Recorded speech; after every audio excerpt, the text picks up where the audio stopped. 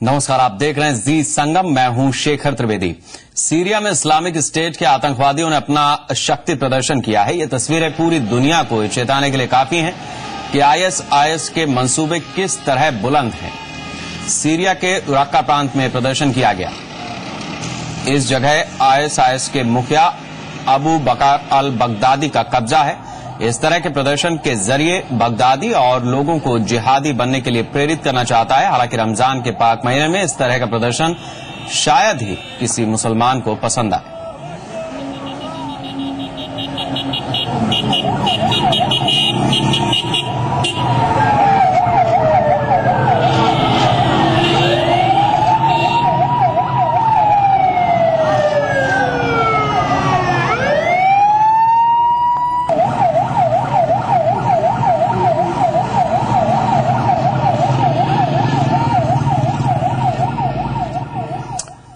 खुद को Islamic state का नाम देने के बाद आईएसआईएस ने अपने नक्शे में भारत को भी शामिल कर लिया है। भारत में मुसलमानों की संख्या को देखते हुए बगदादी यहां भी अपने पांव जमाना चाहता है। कभी अलकायदा से जन्मा आईएसआईएस अब अलकायदा का बाप बन चुका है और खुद ही अपने आप को खलीफा बना चुका है बगदादी। इराक पर कब्जा करने की कोशिश करने वाले आतंकी अबू बकर अल बगदादी का ये सपना खतरनाक इसलिए है क्योंकि वो दुनिया के सबसे अमीर आतंकवादी संगठन का प्रमुख है और उसके पास इराक और सीरिया जैसे दो बड़े देशों के खिलाफ एक साथ लड़ने के लिए न केवल संसाधन है बल्कि हथियार भी हैं।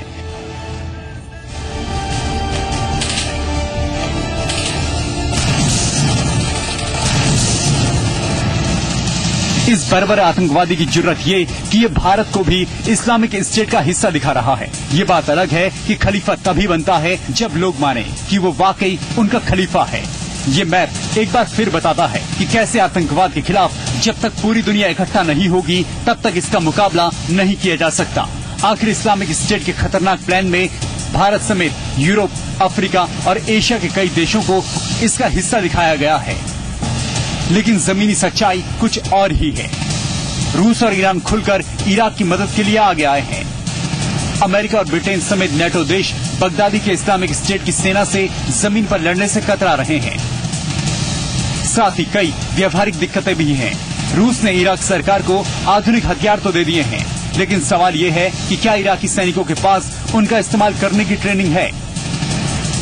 जैसे रूस के अत्याधुनिक सुखोई 25 जेट फाइटर बगदादी की इस्लामिक स्टेट की सेना पर आग बरसा सकते हैं, पर क्या इराक के पास ट्रेंड पायलट हैं? सद्दाम हुसैन के पास सुखोई जेट फाइटर भी थे और ट्रेंड पायलट भी। लेकिन सवाल यह है कि सद्दाम के वफादार माने जाने वाले वो पायलट ये अत्याधुनिक जेट मिलने के बाद कहीं पाला तो नहीं बदल लेंगे, जैसा कि इराकी सैनिक कई जगहों पर कर चुके हैं। साथ ही अगर ये जेट पायलट इराक सरकार के प्रति वफादार भी रहते हैं तो एक और दिक्कत ये है कि इनमें से एक भी पायलट ने सद्दाम की सरकार के गिरने के बाद से पिछले एक दशक में सुखोई कॉकपिट में कदम तक नहीं रखा है।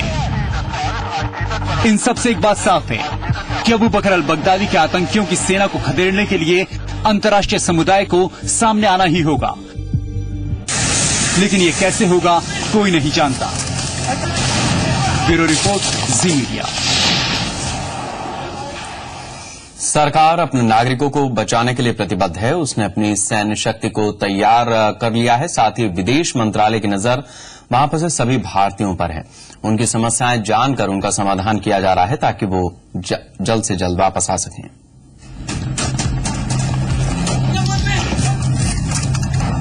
इराक में चल रहे खूनी संघर्ष के बीच फंसे हुए भारतीयों की जान मुश्किल में है। सबसे बड़ी चिंता उन लोगों के लिए है जो आतंकवादियों के कब्जे में हैं। आतंक और दहशत के बीच फंसे हुए भारतीय नागरिकों को सुरक्षित निकालने के लिए मिलिट्री ऑपरेशन के अलावा भारत सरकार ने अपना प्लान बी भी तैयार कर लिया था। प्लान बी पर विदेश मंत्रालय एक्शन में आ चुका है। भारत सरकार इराक की मौजूदा हुकूमत के साथ मिलकर वहां पर काम कर रहे सभी भारतीय नागरिकों को निकालने की कोशिश कर रही है। हम हर दरवाजा खटखटाने के लिए तैयार हैं।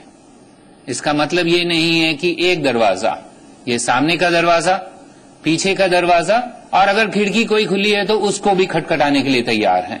तो ये मत समझिए आप कि हम एक दरवाजा खटखटा रहे। पिछले कुछ दिनों में भारत सरकार की मोबाइल टीम इराक के नजफ, करबला, बसरा और बगदाद में हर एक भारतीय से मिलकर इराक के हालात के मद्देनजर उन्हें भारत वापस आने के लिए कह रही है। डिप्लोमेट्स खुद जाकर वर्कर्स से मिल रहे हैं और खुद जाकर उनसे कह रहे हैं कि हमारा असेसमेंट है एडवाइजरी के मुताबिक कि अभी सिचुएशन ठीक है, आप यहां से चले जाएं। तो on that basis they are leaving. सिर्फ इतना ही नहीं, वहाँ काम करने वाले कई भारतीय मजदूर ऐसे भी हैं जिनके पास वापस आने के लिए टिकट के पैसे भी नहीं हैं। लेकिन ऐसी समस्या से निपटने के लिए भी भारत सरकार पूरी तरह से तैयार है। लोगों को समझाएं, उनको कहें कि अगर आपको कोई मुश्किलें हैं तो हम उन मुश्किलों को दूर करने के लिए तैयार हैं। अगर कोई टिकट का प्रॉब्लम है तो टिकट देने के लिए तैयार हैं।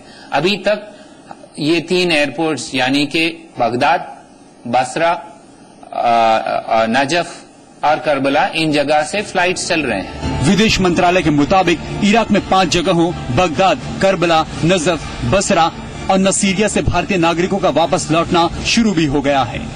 लेकिन सबसे बड़ी समस्या उन भारतीय कामगारों के लिए है जो कर्ज लेकर इराक पैसे कमाने गए, लेकिन अब जान जाने की नौबत आने के बावजूद वापस नहीं आना चाहते हैं। कुल मिलाकर 600 से ज्यादा भारतीय इस हफ्ते इराक में जारी खूनी लड़ाई से बचकर अपने देश वापस आ जाएंगे।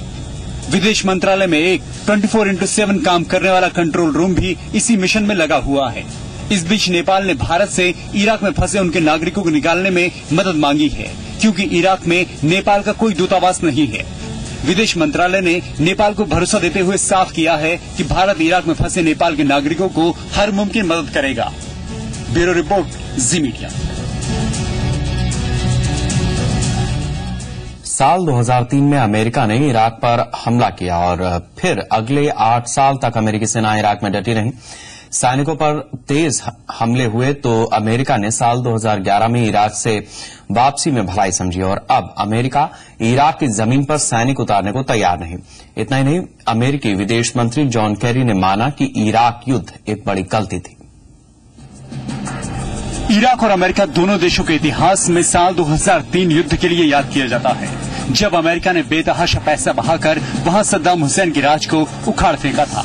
लेकिन आज 10 साल बाद सुपर पावर अमेरिका को अपनी इस गलती पर पछतावा है, क्योंकि उसे लगता है कि उस वक्त की ये गलती के दूरगामी परिणाम हुए हैं, जिसे अमेरिका आज तक भुगत रहा है।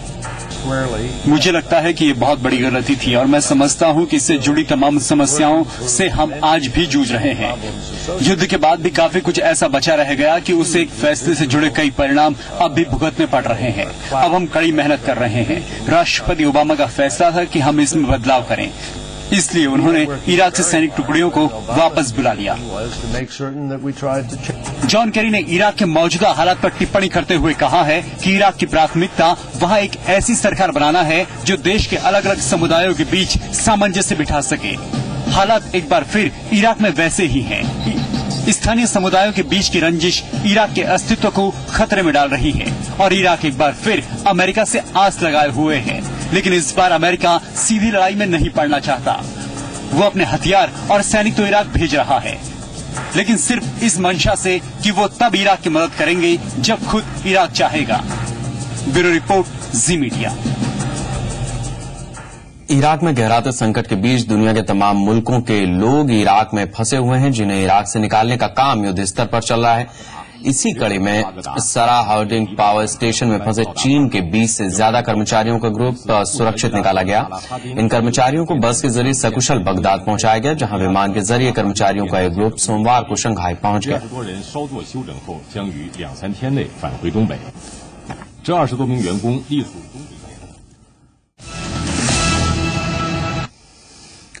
अमेरिका अक्सर अपने जासूसी कार्यक्रम की वजह से विवादों में घिरता रहता है। 1 साल पहले पूर्व सीआईए कर्मचारी एडवर्ड स्नोडेन ने अमेरिकी जासूसी कार्यक्रम से जुड़े दस्तावेजों का खुलासा करके हड़कंप मचा दिया था और अब एक बार फिर स्नोडेन ने अमेरिका की ऐसी ही हरकत का खुलासा किया है। खुलासा ये कि अमेरिका ने अपनी राष्ट्रीय सुरक्षा एजेंसी को बीजेपी और भारत सरकार की जासूसी का अधिकार दिया। एक बार नहीं, कई बार अमेरिका पर ये आरोप लग चुके हैं कि वो दुश्मनों के साथ साथ दोस्तों की भी जासूसी करता है, फिर चाहे वो फ्रांस हो, जर्मनी या फिर जापान। लेकिन इस बार जो खुलासा हुआ है उसके मुताबिक अमेरिकी जासूसी की जद में भारत भी है। सिर्फ भारत ही नहीं बल्कि चुनाव जीतकर सरकार बनाने वाली सबसे बड़ी पार्टी यानी भारतीय जनता पार्टी पर भी अमेरिका की नजर है। अमेरिकी अखबार द वॉशिंगटन पोस्ट के मुताबिक अमेरिका ने अपनी नेशनल सिक्योरिटी एजेंसी को भारत और बीजेपी की जासूसी करने का अधिकार दिया है। वॉशिंगटन पोस्ट ने ये खुलासा नेशनल सिक्योरिटी एजेंसी के पूर्व कॉन्ट्रैक्टर और CIA के पूर्व कर्मचारी एडवर्ड स्नोडेन से मिली जानकारी के आधार पर किया है, जिसे वॉशिंगटन पोस्ट ने सोमवार को सार्वजनिक किया।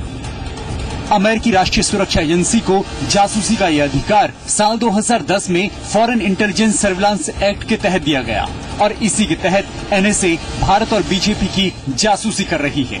इतना ही नहीं, अमेरिकी राष्ट्रीय सुरक्षा एजेंसी को दुनिया के 6 राजनीतिक दलों और 193 देशों की सरकारों की जासूसी का अधिकार है। अमेरिकी राष्ट्रीय सुरक्षा एजेंसी को सिर्फ 4 देशों की जासूसी की इजाजत नहीं है, जिनमें इंग्लैंड, कनाडा, न्यूजीलैंड और ऑस्ट्रेलिया शामिल हैं।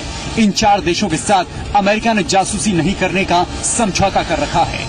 अमेरिकी राष्ट्रीय सुरक्षा एजेंसी को बीजेपी समेत जिन 6 राजनीतिक दलों की जासूसी का अधिकार दिया गया है, उनमें पाकिस्तान की पाकिस्तान पीपुल्स पार्टी यानी PPP, मिस्र की मुस्लिम ब्रदरहुड और नेशनल सॉल्वेशन फ्रंट, वेनेजुएला की बोल्वेरियन कॉन्टिनेंटल कोऑर्डिनेशनल और लेबनान की अमल पार्टी शामिल है। इतना ही नहीं, ये भी खुलासा हुआ है कि अमेरिकी खुफिया एजेंसी को वर्ल्ड बैंक, संयुक्त राष्ट्र संघ, OPEC और यूरोपियन यूनियन के इंटरनेट और फोन लाइन टैप करने की भी मंजूरी मिली हुई है। अमेरिका का खुफिया निगरानी कार्यक्रम साल 2013 में स्नोडेन के खुलासों के बाद से ही सवालों के घेरे में है। हालांकि जापान, जर्मनी और फ्रांस जैसे देशों ने जब सवाल उठाए तो अमेरिका ने जासूसी प्रोग्राम को आतंकवाद निरोधी अभियान से जोड़ दिया। 1 साल बाद अमेरिकी जासूसी का जिन्न फिर जागा है और अब देखना होगा कि इस बार इस खुलासे पर अमेरिका क्या जवाब देता है। ब्यूरो रिपोर्ट, जी मीडिया। एक बार स्नोडेन ने अमेरिका की ऐसी ही हरकत का खुलासा किया। खुलासा ये कि अमेरिका ने अपनी राष्ट्रीय सुरक्षा एजेंसी को बीजेपी और भारत सरकार की जासूसी का अधिकार दिया था। दरअसल अमेरिका ने 2010 में विवादास्पद फॉरेन इंटेलिजेंस सर्विलांस एक्ट के तहत दूसरे देशों की राजनीतिक पार्टियों की लिस्ट बनाकर उनकी जासूसी का अधिकार NSA को दिया। इस मुद्दे पर अब बीजेपी की तरफ से भी प्रतिक्रियाएं आने लगी हैं, लेकिन पूर्व रॉ अधिकारी विक्रम सूद का कहना है कि खुफिया एजेंसियां जानकारी जुटाने के लिए इस तरह की जासूसी करती हैं। उस पार्टी के ऊपर निगाह रखना, सर्वेक्षण करना, स्पाइंग करना, जासूसी करना, ये निश्चित रूप से चिंता का विषय है और मेरा विश्वास है कि विदेश मंत्रालय इस विषय को सही जगह पर अमेरिका के साथ इस विषय को उठाएगा। और एक तरफ जहां हम अमेरिका के साथ संबंध सुधारने की बात कर रहे हैं और भारतीय जनता पार्टी की सरकार इस दिशा में कार्रवाई कर रही है, वहां ये घटना निश्चित रूप से चिंता का विषय है। Don't think it's an expose really. This is a job all intelligence agencies are supposed to do. How do they collect intelligence about other countries unless they keep a watch? So you can get it either through written material, spoken material, documents, books, or people overheard talking. Besides, the BPP and the BJP are 2 important parties. Today the BJP is in power, so I think it's very natural for them to do it. It's a matter of great concern. I think it's concern because it deals with interfering of a democratic process in a sovereign nation.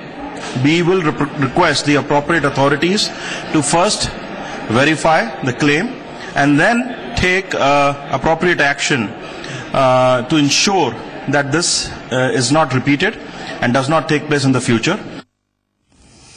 जमात-उद दावा के chief Hafiz Saeed को राजस्थान में जैसलमेर के पास Bharat Pak border के पास देखा गया। हाफिज सईद 26/11 के मुंबई हमले का मास्टरमाइंड है और उस पर अमेरिका ने $1 करोड़ का इनाम रखा है।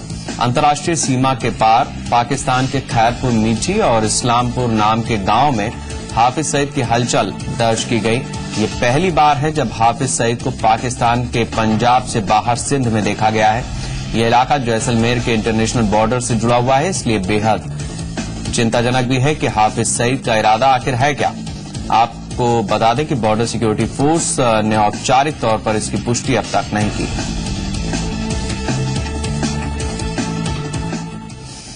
और बात जमात उद दावा के चीफ हाफिज सईद की। हाफिज सईद को राजस्थान में जैसलमेर के पास भारत पाक बॉर्डर पर देखा गया, जैसा हमने आपको बताया है, और अलर्ट जारी किया है खुफिया विभाग ने।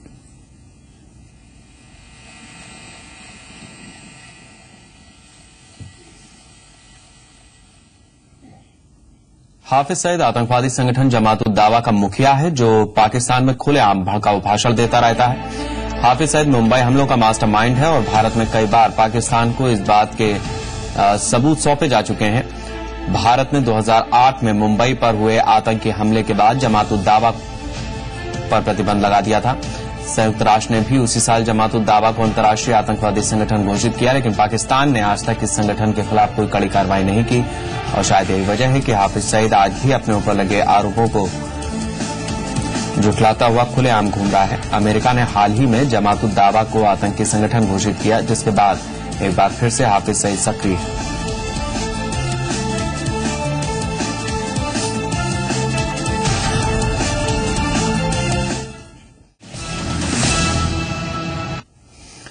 नोएडा से आगरा को जोड़ने वाले यमुना एक्सप्रेसवे पर टोल वसूलने वाले ठेकेदार को भारी मुनाफा हो रहा है, जिस पर सीएजी ने आपत्ति जताई है। विधानसभा में रखे गए यमुना एक्सप्रेसवे डेवलपमेंट अथॉरिटी पर सीएजी की रिपोर्ट में खुलासा हुआ है कि टोल वसूलने वाले ठेकेदार को 1.5 साल में 118 करोड़ 48 लाख का मुनाफा हुआ। इसके साथ ही कैग ने कई और अनियमितताओं को भी उजागर किया। कैग रिपोर्ट के मुताबिक पहले तय हुआ था कि अगर भूमि के विकास और टोल संग्रहण की आय से 20% अधिक आय निजी कंपनी को हो जाती है तो उसके बाद संपूर्ण संपत्ति यमुना एक्सप्रेसवे डेवलपमेंट अथॉरिटी यानी एडा के हाथ में चली जाएगी, लेकिन ऐसा नहीं किया गया। इसके साथ ही विकासकर्ता को विकास हेतु भूमि उपलब्धता के आधार पर दी जानी थी और एक्सप्रेसवे को अविकसित क्षेत्र से निकालना था, लेकिन कंपनी ने अपनी इच्छा से अपनी पसंद की जमीन तय की और उसी को सरकार ने अधिग्रहित कर उसे दे दिया। इस तरह 498 हेक्टेयर जमीन का आवंटन अनुचित था। कैग रिपोर्ट में कहा गया कि ये योजना पीपीपी मॉडल पर थी ही नहीं। कंपनी को 100% नियंत्रक मुक्त निर्णय की आजादी मिली, जबकि एडा का 25% और कंपनी का अंश भागिता 75% होनी चाहिए थी, लेकिन ऐसा नहीं हुआ। अगर एडा की 25% अंश भागिता होती तो 31 मार्च 2013 तक एडा को 873 करोड़ रुपए मिल चुके होते। कैग रिपोर्ट में कहा गया कि यमुना एक्सप्रेसवे नवंबर 2006 से बनना शुरू हुआ और इसके निर्माण में 9,962 करोड़ रुपए लगे, जबकि केवल नोएडा के भूखंड की बिक्री से 5,718 करोड़ रुपए अनुबंधी कंपनी को मिल गए। इसके साथ ही अगस्त 2012 से लेकर जनवरी 2014 तक यानी 1.5 साल में कंपनी को सिर्फ टोल से 118 करोड़ का शुद्ध मुनाफा हुआ। इसके अलावा 241 हेक्टेयर भूमि पर 10 करोड़ रुपए की स्टैंप ड्यूटी की छूट भी मिली।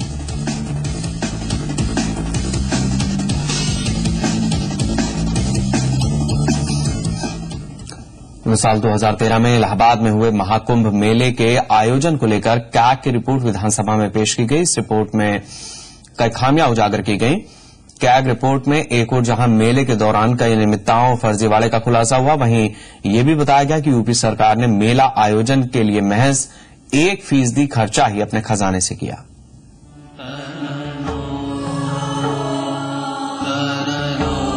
इलाहाबाद महाकुंभ 2013 के सफल आयोजन को उत्तर प्रदेश की अखिलेश सरकार अपनी बड़ी उपलब्धि मानती है, लेकिन आपको ये जानकर ताज्जुब होगा कि महाकुंभ 2013 पर यूपी सरकार के खजाने से सिर्फ 10 करोड़ 57 लाख रुपए खर्च हुए, जबकि बाकी का सारा पैसा केंद्र सरकार के खाते से खर्च हुआ। ये खुलासा हुआ है सीएजी की रिपोर्ट से। इसके साथ ही सीएजी ने महाकुंभ के आयोजन से जुड़ी कई और कमियों को उजागर किया है, जिससे अखिलेश सरकार के दावों की पोल खुल गई। सीएजी रिपोर्ट के मुताबिक 14 जनवरी 2013 यानी पहले शाही स्नान के वक्त तक 60% निर्माण कार्य पूरे ही नहीं हुए। 77% अग्निशमन यंत्र, 60% एम्बुलेंस और 100% इमरजेंसी लाइट्स अनुपलब्ध रहे। भीड़ प्रबंधन के लिए यातायात पुलिस, जल पुलिस और अग्निशमन सेवा में 10 से 100% तक की कमी पाई गई। मेला क्षेत्र के समतलीकरण के लिए 93 ट्रैक्टर लगाए गए, जिनमें किसी का भी आईटीओ के पास वाणिज्यिक रजिस्ट्रेशन नहीं था। 9 ट्रैक्टर ऐसे थे जिनके नंबर स्कूटर और ऑटो रिक्शा के थे, यानी फर्जीवाड़ा। टिन, टेंट और फर्नीचर के ठेकेदार को ठेका 2 करोड़ 59 लाख रुपए का दिया गया, लेकिन भुगतान किया गया 3 करोड़ 10 लाख रुपए का। मेला क्षेत्र में 15 दुकानों की नीलामी तक नहीं हो सकी। रेलवे और राजकीय रेलवे पुलिस के बीच समन्वय नहीं था। जीआरपी के पास विशेष रेलगाड़ियों के संचालन की कोई जानकारी नहीं थी। कुंभ मेले के लिए दिया गया काफी पैसा दूसरे कार्यों में लगाया गया। सड़क आदि निर्माण के लिए इंडियन रोड कांग्रेस के निर्देशों का उल्लंघन हुआ। 95 लाख की दवाइयां खरीदी गई, लेकिन इस्तेमाल सिर्फ 32 लाख रुपए की दवाइयों का हुआ। 63 लाख रुपए की दवाइयां बेकार हो गई। सीजी रिपोर्ट के इन खुलासों के बाद विरोधी दल सरकार पर सवाल खड़े कर रहे हैं। यदि उसने अपनी जांच में इस बात को पाया कि बड़े पैमाने पर अनियमितता, अव्यवस्था माघ मेले में रही है, तो स्वाभाविक रूप से वो चिंता की बात है। इसको सरकार को बड़ी गंभीरता से लेना चाहिए। रिपोर्ट के बाद यह साफ हो गया है कि महाकुंभ 2013 में जमकर अनियमितताएं बरती गई और सरकारी पैसे का दुरुपयोग भी हुआ। इतना ही नहीं, महाकुंभ के जिस आयोजन के लिए अखिलेश सरकार अपनी पीठ आज तक तपाती है, उस पर सिर्फ 1% खर्च किया। विवेक तिवारी, जी मीडिया, लखनऊ। इस बुलेटिन में इतना ही। नमस्कार।